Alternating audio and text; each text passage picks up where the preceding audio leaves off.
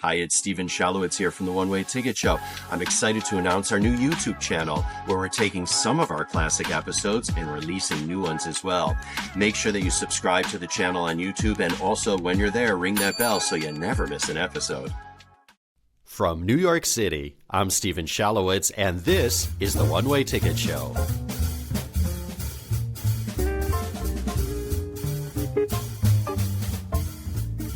Hello and welcome once again to another episode of the show where we explore with our guests where they'd go if given a one-way ticket, no coming back.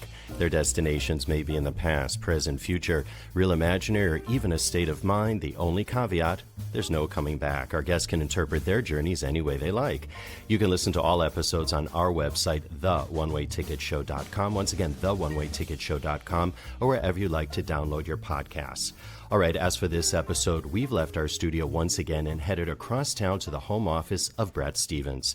Bret, of course, is an op-ed columnist for the New York Times, a position he took in April 2017 after many years at the Wall Street Journal as a columnist and senior editor. Prior to the Journal, he was editor-in-chief of the Jerusalem Post, a job he took in 2002 at just 28 years old. Bret is the winner of the 2013 Pulitzer Prize for Distinguished Commentary and has reported stories from around the globe. He's interviewed dozens of world leaders, decision-makers, and influencers. You can watch Bret on MSNBC, where he's a senior political analyst and frequent guest on Morning Joe, Hardball, and other shows. Plus, I suggest you pick up a copy of his 2014 book, as I did, America in Retreat, The New Isolationism and the Coming Global Disorder. Bret has a fascinating background. He was raised in Mexico City, educated at the University of Chicago and the London School of Economics, and now together with his family makes New York City his home. And joining us now to explore his one-way ticket destination and more, we warmly welcome Bret Stephens aboard the One Way Ticket Show, and we thank you, Bret, for inviting us into your home office. It's good to be here. All right. Listen, it's good to be in your home, right? All right. Good to have... It's nice not to have to move in order to do this. Thank you for coming here. And that's the beauty of podcasting, and have Uber, will travel. All right. Listen, before we issue your one-way ticket, Bret, I do want to thank Travel Wi-Fi for proudly sponsoring this episode of the show. Now, formerly known as TEP Wireless, Travel Wi-Fi are the makers of the Tepi, a pocket-sized Wi-Fi device you can use in over 130 countries worldwide. So you always have secure Wi-Fi to stay connected wherever you go. Bret, you've been all over the world. Have you done a count of how many countries you've been to, by the way? I haven't. I'd have to think about that. Probably somewhere between 40 and 50. A lot of my travel is often to countries I've been to before. So that's in the nature of things. I'd love to add a few exotic destinations in the years ahead. All right. Do check out the Tepi and all their other services at travelwifi.com. And because we really want to help you on your journeys, if you use the promo code OneWayTicket, our friends at Travel Wi-Fi will give you 15% off rentals and purchases of the Tepi. In fact, we'll have a link to Travel Wi-Fi on our homepage and the show notes page of this episode, so no excuses not to stay in touch with us here on the One Way Ticket Show wherever you go. And with that, we welcome back Bret Stephens to the program. Bret, I know you're a busy guy, so we're going to get right to it, and I know you know the drill. If I gave you a one-way ticket, past, present, future, real imaginary, or even a state of mind, where would Bret Stephens go?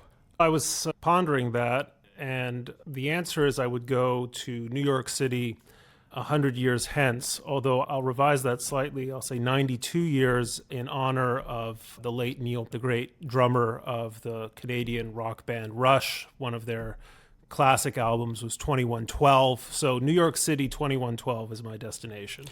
All right. Tell us a little bit more about this drummer and the music and your love of the music, because that's totally new for me. Rush has been described as the anchovies of rock, which is to say a few people really love it and many people don't. I happen to have been, especially when I was a teenager, a huge fan of the band. They are, I thought, one of the most musically virtuosic and also lyrically interesting bands to appear in the last 45 years. And many of the lyrics have just been earworms, I guess is the word, in my life in various situations. I can't pretend a stranger is a long-awaited friend is a line from their famous song, Limelight. And it's one that pops up in my mind whenever I'm in one of these schmooze fests. Say that again. Say the line again, yeah. Can't pretend a stranger is a long-awaited friend. And what's funny is it was really a band that attracted, I'm generalizing here, but a nerd following. And so it was one of those tastes that people felt intensely, but didn't necessarily share with their friends in the way that people got into Led Zeppelin or Van Halen or the Grateful Dead or whatever. But it turns out that over the years, Rush fans have discovered themselves. And in the last 15 years, the later Rush became suddenly cool thanks to movies like I Love You Man with Paul Rudd and Jason Segel.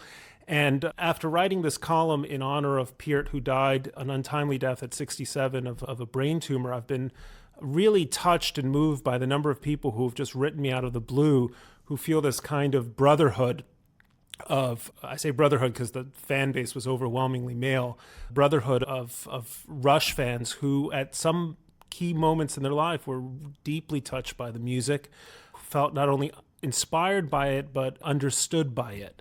And the only way I can get you to understand what I'm talking about is to urge you to start with Moving Pictures, their great 1981 album, but work your way backwards and forwards in their chronology. It's just 40 years of great music. As someone once said, there was a lot of rocket sauce in their bottle, and they have an extraordinary body of work. And now I feel I'm just about old enough to out myself as a huge Rush fan. I believe it was Quincy Jones who said music is the soundtrack of our lives, and it sounds like probably they were part of the soundtrack of your life. Especially when I was a teenager, and a lot of their songs were highly literate songs, often drawing on serious influences like John Dos Passos or Samuel Taylor Coleridge, that seemed to speak almost directly to me as to many other teenagers, as the slightly bewildered kids we were trying to find our way in the world. And thematically, it was always very sophisticated. The music was extraordinarily complex and subtle. It wasn't heavy enough to bang your head to it. It wasn't simple enough to tap your feet to it, but it compelled your attention. And the themes of suburban alienation, the sense of wonder, the strangeness of what it means to be in the process of becoming someone, I think was really what Rush's music was all about.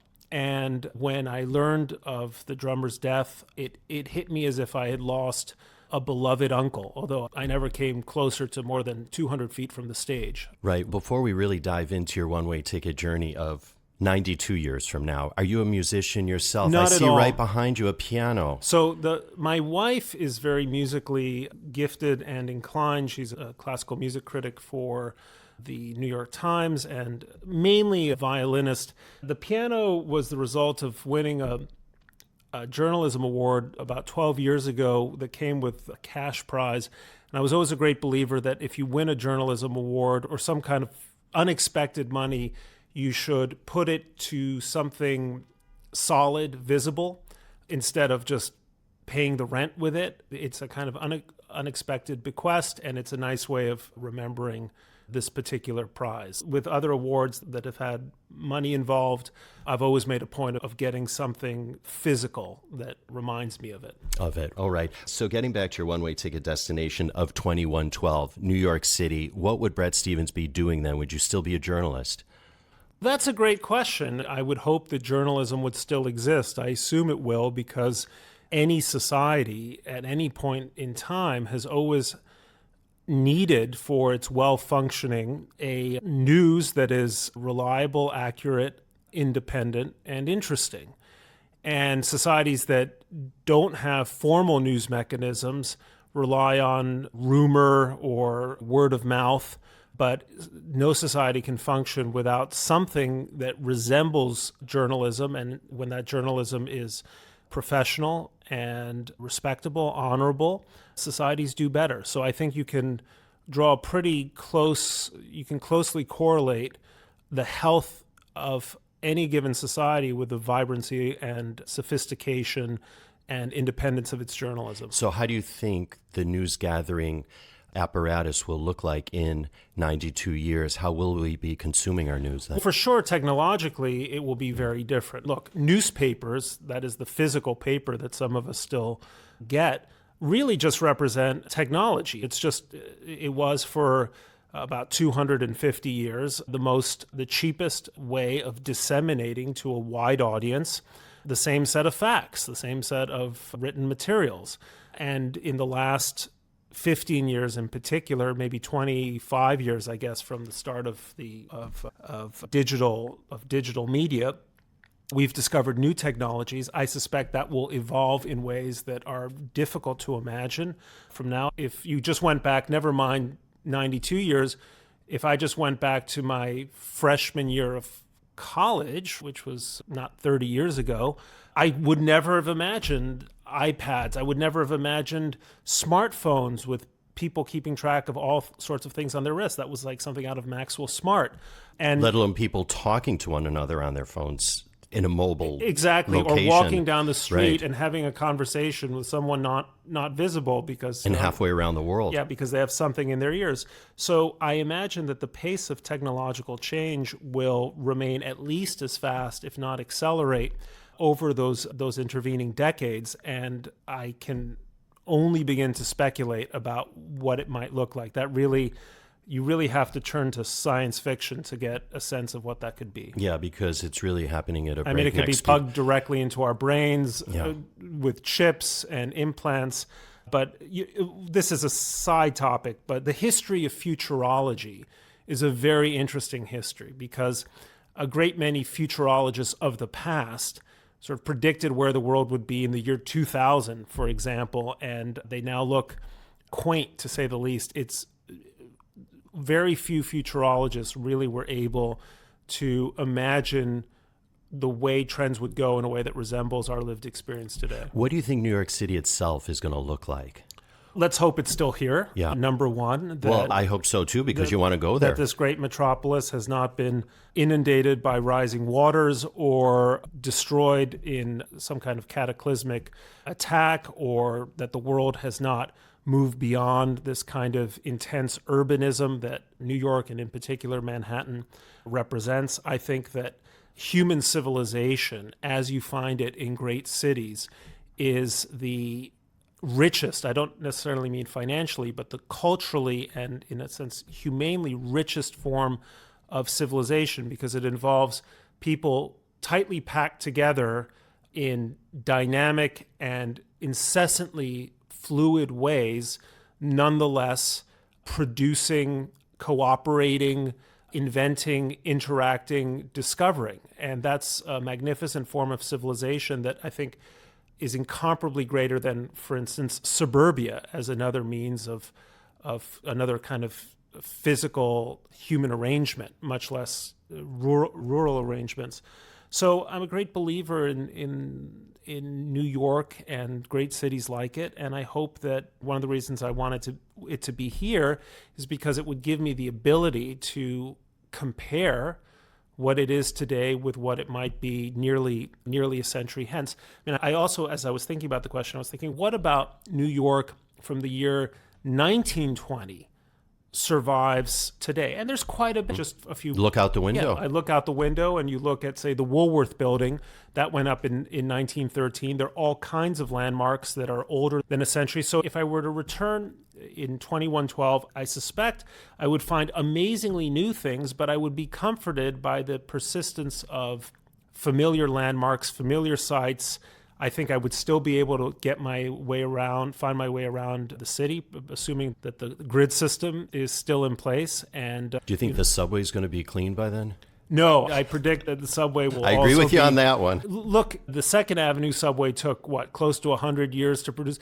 If we have a Second Avenue subway that goes the entire length of Manhattan by the year 2112, you'll count me as surprised by then. There you go. What do you think New York City is going to have to do to ensure that it remains that global hub, that real center 92 years from now, Bret? Many things. For instance, it will have to be a safe city. If cities that aren't safe don't thrive. And so one of the reasons why New York had made its amazing rebound over the last 25 years is the city became safe, not just for grown-ups, but also for children. I live in a neighborhood that has, and in a building with must be hundreds of kids in here. People feel that New York is a place where you can have a family. So that is one important issue. Second is a thriving economy presumably a financial economy, but that could change too over 92 years. This, of course, was the financial capital of the world 100 years ago as well. I suspect that will remain the same. But that means that you have mayors and leaders who respect the vital role of finance as a driver of New York's tax base. A third aspect is that it has to remain culturally vibrant. And cultural vibrancy comes at all kinds of levels, from the lowest level, I shouldn't say lowest, but from the street level of being a city of immigrants, being a city that draws people from around the world at every level of education and income, to the highest level, which is a city that continues to invest in museums, high culture, music, art, literature, and so on. And so I think it will be important for New York to always attend to its role as a, if not the cultural capital of the world. And then, of course, it has to be a city where people feel at home. Someone once said to me that the difference between Washington and New York is that if you've lived in Washington, D.C. for 40 years and someone says, "Where are you from?" the answer will be Kansas or Texas or Maine or whatever. But if you live in New York City for 2 weeks and someone asks where you're from, you'll say the East Village or the Upper West Side or Long Island City or whatever. It's very funny. I'm going to interrupt you because people ask me, where am I from? I say I'm from Chicago, but I live in New York. Yeah, I was born in New York City, but left here when I was really very little to grow up in Mexico. But as soon as I started living here, came back, I felt like, where am I from? I'm from Lower Manhattan. That's where I'm from. Everything else is unimportant. And that's an important point, because there are two ways of thinking about identity. One is identity from, if you use philosophical terms, an ontological point of view, like where did you come from? What is the basis of your identity? But there's a different, a teleological sense of it as to where are you going in your life? Is your identity the fact that, in my case, I was born to Jewish parents, one from Mexico, one from Italy? That's part of it. But my other identity is what I sense my destination is. And New York is a destination identity, not only in the sense that so many people want to come here, but those of us who are here are striving to become something else. And that, I think, is what makes this city almost unique among the world's metropolises. Interesting. So in 2112, do you think by then we're going to have cracked the code on homelessness? Look, we're not going to crack the code on the reality of human nature, I suspect. And I hope, in fact, we don't. Because if in 92 years we're now designing human beings, I think we will have moved into what some people have called a post-human world. And I find that very disconcerting, which is to say that part of human nature is the possibility of human failure. I don't want that human failure to be expressed in the form of homelessness. Let's hope in that sense that we crack it. But will there be social problems in 92 years? Yeah, I suspect there will be. Who would you like to take with you on your one-way ticket journey into 2112? My wife, Look. Is she on board? I haven't run it by her, as a matter of fact, and I would be interested in what her answer is. As I was thinking through the question, first of all, why the future, not the past? And it's very simple. I don't want to go to a past where there's no anesthesia. I don't want to go to a past where if you have a toothache, you're going to have to suffer in order to deal with the toothache. I don't want to go to a past where a mild infection can lead to the death, not only for yourself, but of loved ones. But more than that, I don't want to go to a past that I already know. Yeah. There is a world of literature right now, of history, that can take me to that past without having to suffer its agonies, or not the least of which is the agony of knowing where things are going. So if I were to go to, say, Vienna at the end of the 19th century, I would carry with me that tragic sense that here is an entire civilization that within 35 or 40 years is going to self-destruct in the most ghoulish and horrendous of ways. I think going into the past with the knowledge of what might happen is inhuman in the deepest sense. I don't think I should go into a past where I'm given the gift of a kind of dark clairvoyance. the other consideration was I wanted to go into the future far enough that it would be really interesting, but close enough that it would still have familiar landmarks. And not just familiar landmarks. I think in the year 2112, God willing, I'll get to meet my grandchildren as somewhat older persons, right? By then, presumably maybe in their 60s or 70s. And then I'll get to meet their children and perhaps even their grandchildren. So there will be enough that I know that will be genuinely personal to me, but at the same time, a whole universe of new things that I think will hopefully be fascinating. And we tend to romanticize the past, but we don't romanticize the future, do we? No, I think most of us tend to see the future in dark terms. There is a kind of dystopic impulse in human nature. You think of literature like 1984, for example. I'm old enough to remember that when 1984 came around, we all thought, geez, what's going to happen now? And of course, even though for the people of Russia or communist China, 1984 really was like 1984, the story of the 20th century is that it ended on a relatively brighter note than you would have imagined likely at the midpoint of the century. But if you look at sort of broad trends on a number of fronts, my colleague Nick Kristof makes a point of writing this column every year. In so many respects, things do get better.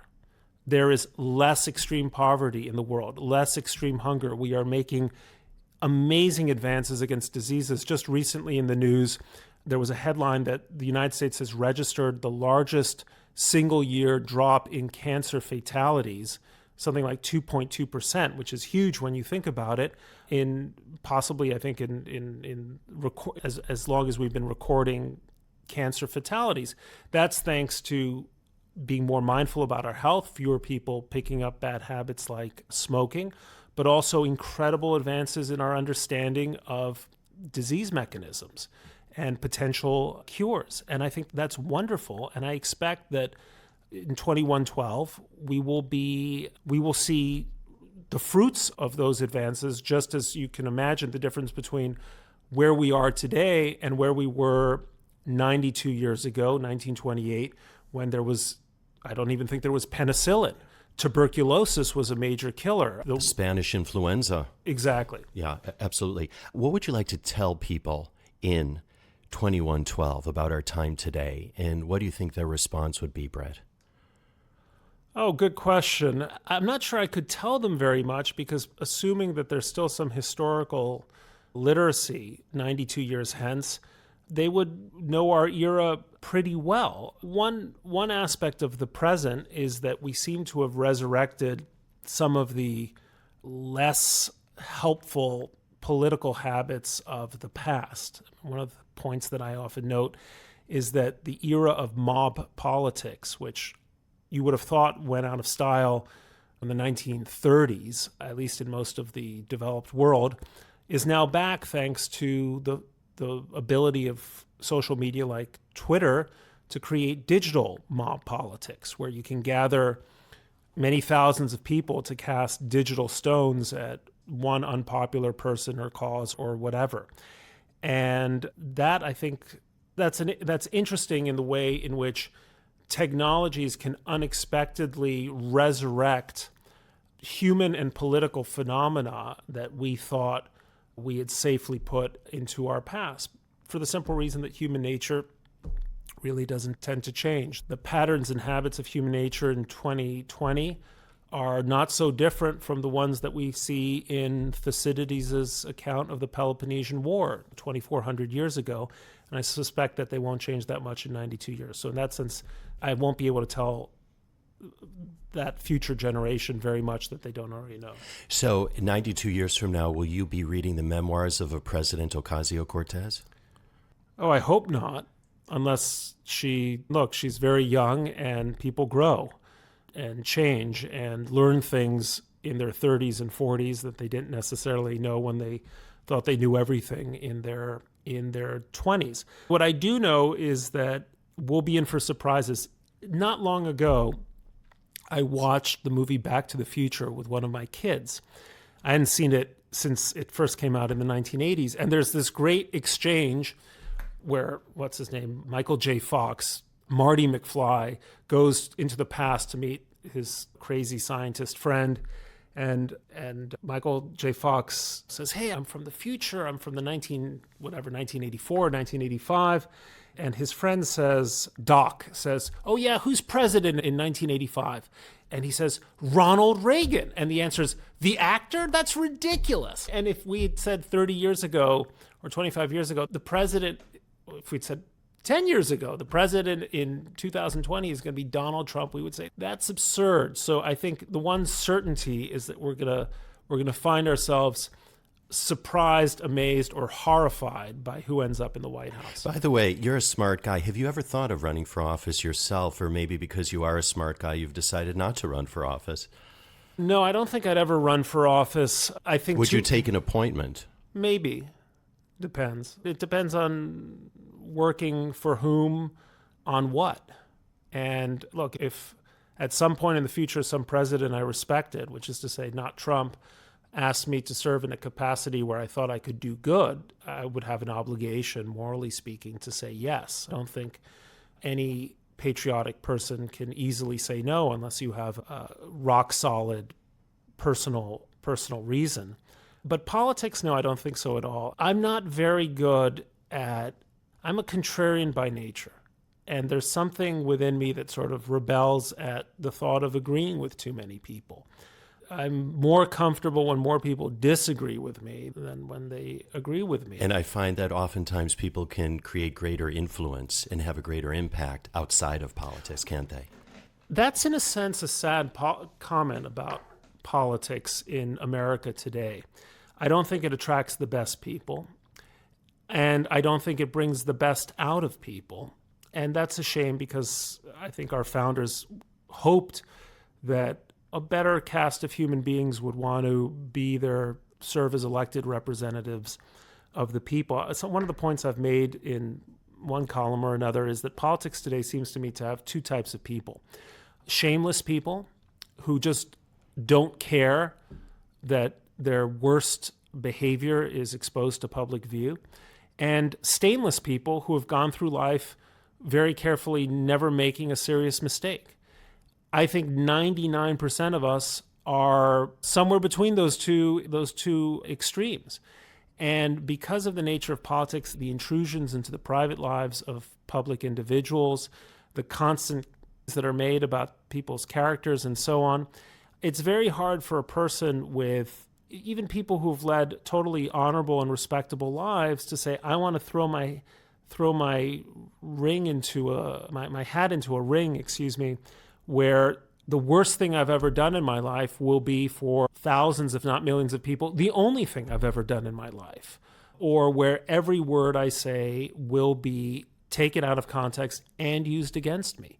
And maybe one of the things I fear about modern American life is that we have created a system which drives the best people away from the jobs they ought to occupy, but attracts the worst people to those very jobs. How do we break that cycle then? I think we have to return to a sense of proportion and balance in our moral judgment. And that becomes very difficult to do in a digital era where it's so easy to say terrible things about someone that you would never in a million years say to their face. It's really easy to tweet all kinds of garbage about someone, but no, very few people actually have the guts to say that to someone's face, because they realize that's not, never mind inappropriate, it's disgusting. It's debasing to the person who says it as much as it is to the person about whom it's said. Brad, I left the United States in 1989 to move to Asia, and I returned in 2005. So there was a big gap of my life overseas. And when I came back, I noticed this sense of respect was lost to the extent that we had it, and it's gone from bad to worse.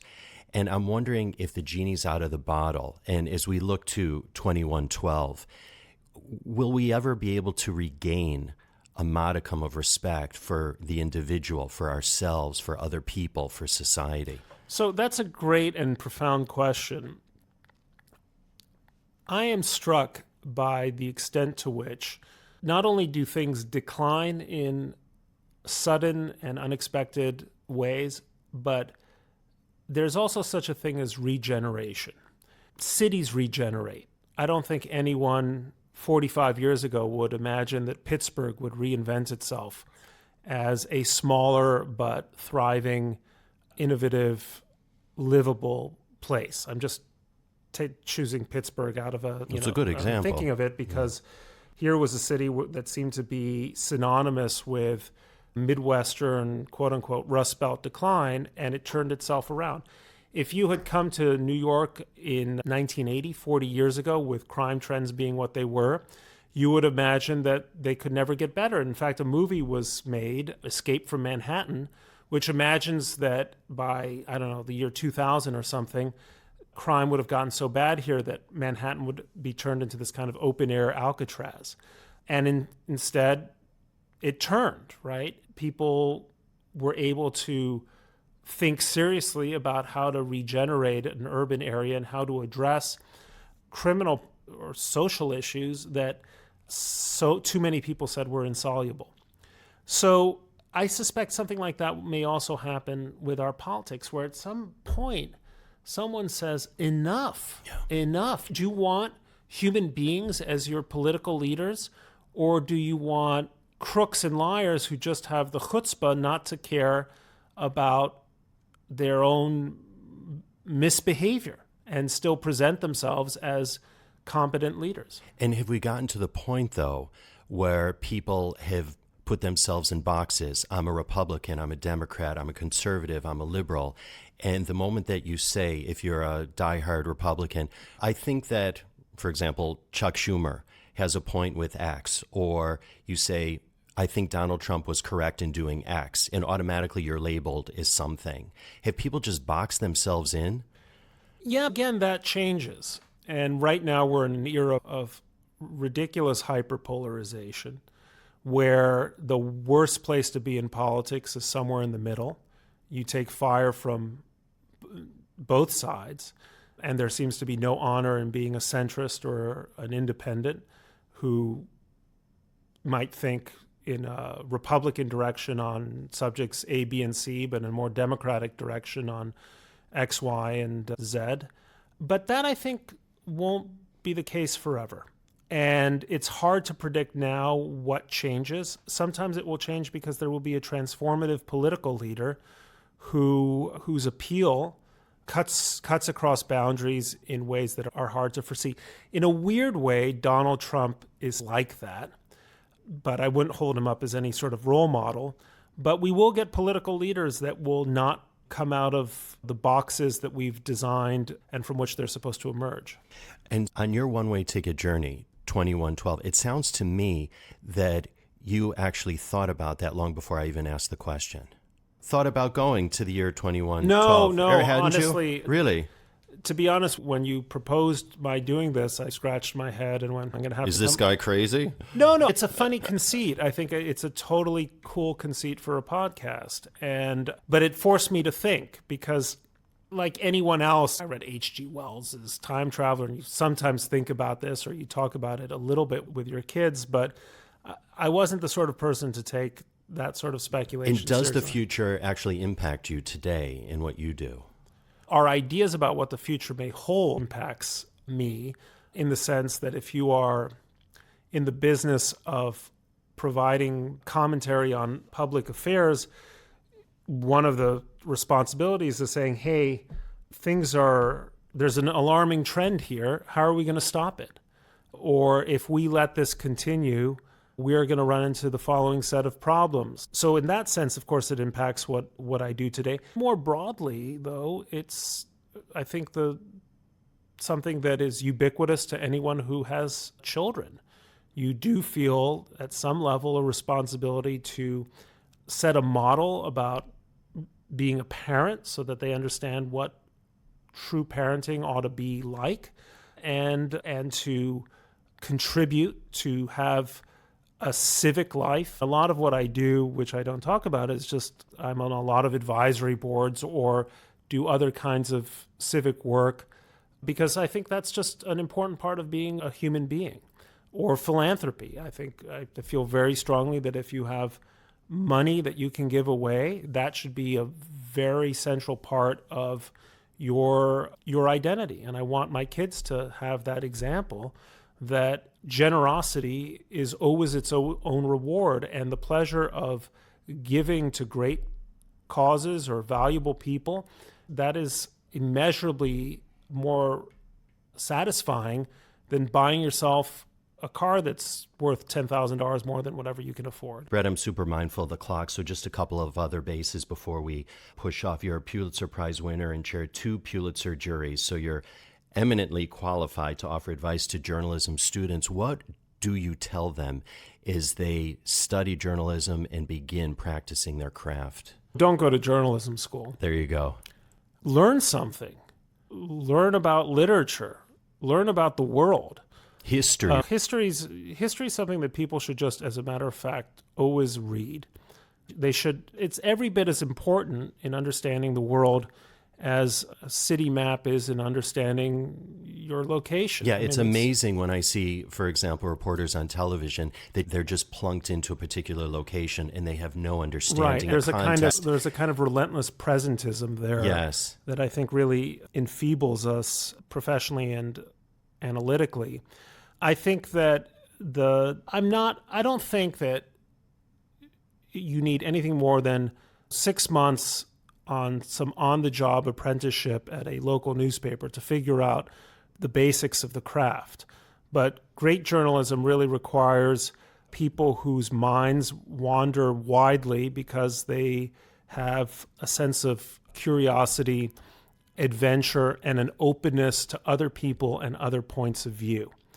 And when journalism starts to become stuffed by people who know very little about history or who have closed themselves off to views they disdain, the quality of journalism is going to really decline. So I would say to young journalists, read like mad, learn genuine skills that will inform the quality of your understanding and your analysis, and above all, cultivate the habits of an open mind.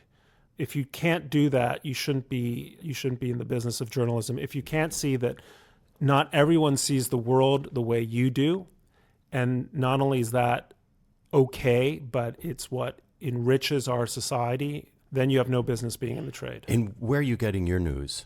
Obviously, the first thing I read is the New York Times. And I continue to read the Wall Street Journal and the Israeli press often because it's just an interest of mine. It's very wide, the sources of news. And a lot of what I do is I simply talk to people who I happen to know a great deal about this or that subject, and I try to learn from them. Any podcasts?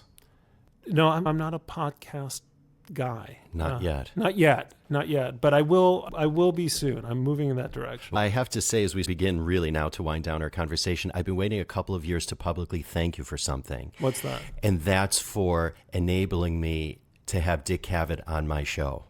I did that? Let me explain what happened. So after I heard you speak a couple of years ago, after your book came out, again, American Retreat, I went to Barnes & Noble because I'm very old school. I still like to go to a bookstore and look around and then get my books. And I was at the checkout counter, and there was a gentleman that approached me and asked me, "Excuse me, are you next in line?" And I said, yes. And then I asked him, "Excuse me, are you Dick Cavett?" And he said, yes. And we struck up a conversation, and I told him how much I admired his career, and I invited him on my show. And about 2 weeks later, we had him in the studio, and then we had him again for a second interview. And where was his one-way ticket? His one-way ticket was super interesting. I think you'd appreciate it. It was to have a meal for eternity with Oscar Wilde at Oscar Wilde's favorite London pub or the Savoy Hotel dining room.